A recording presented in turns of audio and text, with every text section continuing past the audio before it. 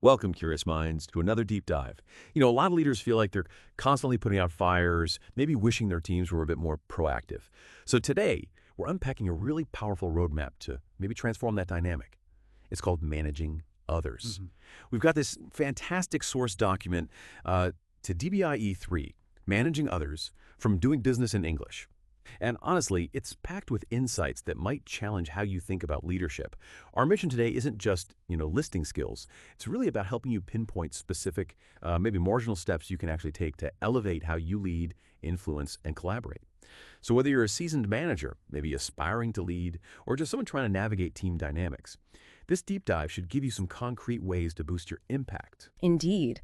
And the source, it really pushes us right away to reflect, like, which of these crucial skills do you genuinely excel at? Which ones maybe consistently give you trouble?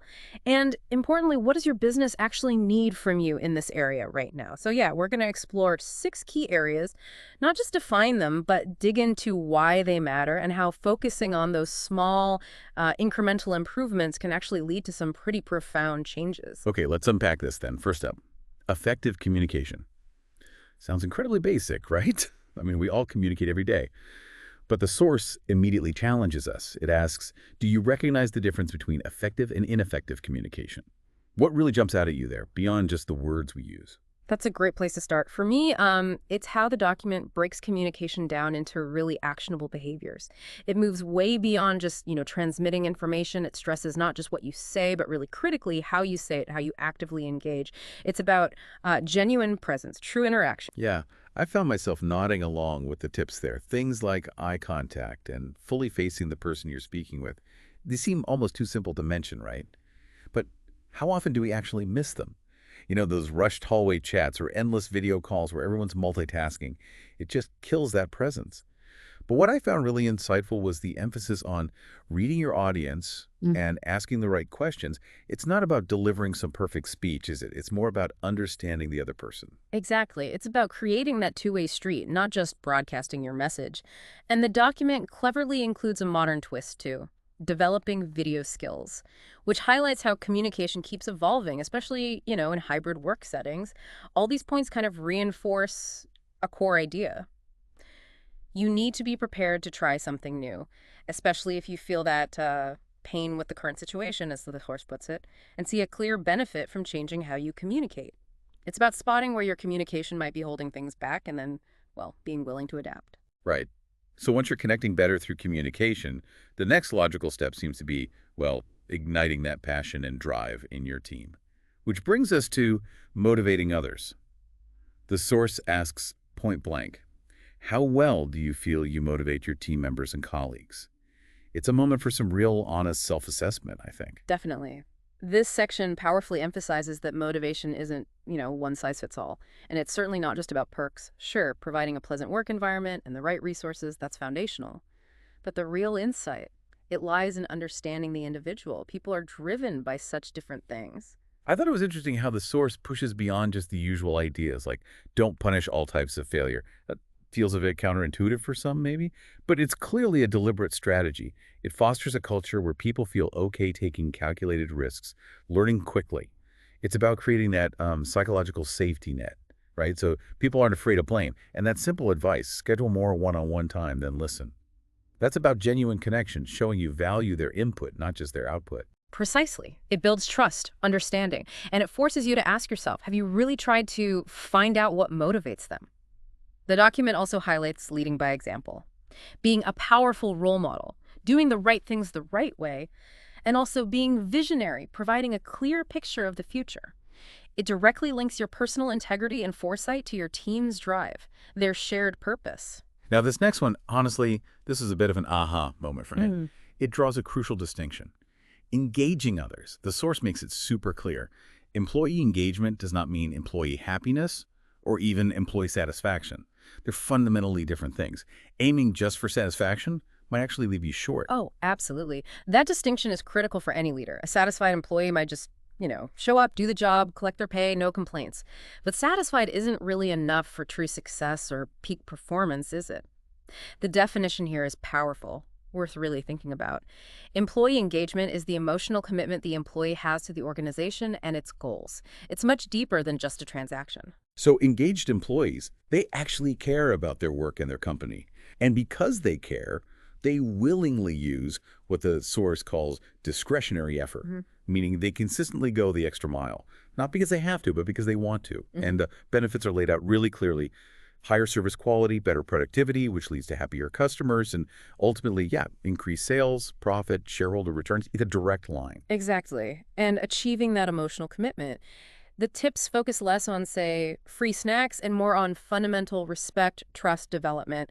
It starts with things like don't skip onboarding and training, sets the stage. But then it gets into acknowledge employees genuinely, focus on employee development, embrace flexibility, provide autonomy, and maybe most critically, psychological safety. This isn't just about feeling comfortable. It's feeling safe enough to voice ideas, admit mistakes, challenge things without fear. It's absolutely bedrock for innovation because it unlocks everyone's potential when leaders are, available, act with integrity, and foster an environment where opinions matter. Okay, next up, delegating to others. Now, for a lot of people, this feels like giving up control, or maybe just offloading tasks you don't like. But the source frames it differently. It outlines clear benefits for you, the delegator, and for your team. It's actually strategic. Totally. The benefits are genuinely twofold. It's a real win-win. As the one delegating, you free up time for those higher-level tasks, the strategic stuff that often gets pushed aside. And at the same time, your team members get opportunities to develop new skills, to grow, build their confidence, their capabilities. It's an investment, really. Yeah, and it helps you develop trust too, doesn't it? Because you're actively showing faith in their abilities. Plus, it might even introduce you to new ways of doing tasks. Someone else might have a better approach you hadn't thought of. The tips for doing it well are all about clarity and support. Things like provide clear instructions. Makes sense. Don't be afraid to teach new skills. Essential. And then the classic, trust but verify. The nuance there is key, isn't it? It's not about micromanaging. It's about agreed-upon check-ins or metrics. How do you verify without stifling them? That's the trick. That's a really important distinction, and it emphasizes the follow-through piece, too. You have to establish an understanding of the task assigned, make sure they get the why and the what, be clear on objectives and outcomes. It's not just dumping work, and afterwards, definitely review and assess the outcome. And of course, give recognition where it's deserved. Closes the loop, reinforces good work. Right. Let's talk feedback. Often dreaded giving it and receiving it, but absolutely essential for growth, right? Both personal and team growth. The source defines it simply, and I think powerfully, information given about a person's actions at work to be used as a guide for future improvement. It's fundamentally about progress. Exactly. That definition immediately frames it constructively. It's about the future, not just harping on the past.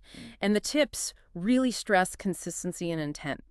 Feedback should be a continuous tool for development, not just some sporadic thing you do at review time. Yeah, I appreciate the practical side of it. Be conscious of timing. Nobody wants tough feedback dropped on them in a crisis or publicly. Provide specific examples, makes it real, avoids vague criticism, and crucially, make it actionable and future-focused when possible. But maybe most importantly, it highlights that it's a two-way street. Just listen when they respond, ask follow-up questions. And remember, employee feedback goes both ways. It's a dialogue. That's such a critical point. And it makes you ask yourself, doesn't it? Are you really making feedback a regular process, not just a one-off? It's also vital to focus on performance, not personality. Critique the action, the outcome, not the person themselves. And to make it really impactful, the conversation should also touch on future goals and aspirations. Connect it to their development path. Okay, finally, a skill that maybe gets less formal attention but is incredibly vital for your career, team harmony, even your own sanity. Yeah. Managing up. This means doing whatever you can to make your boss's job easier and basically working together more effectively by essentially managing your manager. Yeah. It's about being proactive in that relationship. Right. This concept really underscores that your relationship with your boss isn't passive. You have agency. It's about taking initiative, be more proactive, demonstrate initiative, anticipating and facilitating resolution of problems. It's positioning yourself as a partner who understands their bigger picture, not just someone waiting for the next task. Yeah, some great nuggets here, like understanding manager style, working preferences and needs, because everyone's different, right? And of course, keeping your manager aware of progress. No surprises. Bosses hate surprises. The classic "Come with solutions, not problems," is actually highlighted twice in the source. Yeah. That really tells you something about its importance. Show you're part of the solution. It's all about creating that no surprises dynamic. And being able to anticipate your boss's needs, it involves empathy too. Look at the world through your boss's eyes. And crucially, assume you do not know everything going on in your boss's world. There's always more context. Ultimately, it's about aligning what you need with their goals and remembering that old advice. Underpromise and overdeliver builds huge trust over time. So wrapping this up, what does it all mean for you listening? This deep dive into managing others. It really shows that leadership isn't just one thing. It's this dynamic mosaic of connected skills. From clear communication and delegation to motivation and managing up each piece really contributes to the bigger picture of your effectiveness. Absolutely. And this whole document is framed by these powerful questions. Self-assessment, commitment, accountability. It really encourages us to identify very specifically what small steps can you take that will benefit you. It's not about massive overhauls overnight. It's about those incremental, sustainable changes.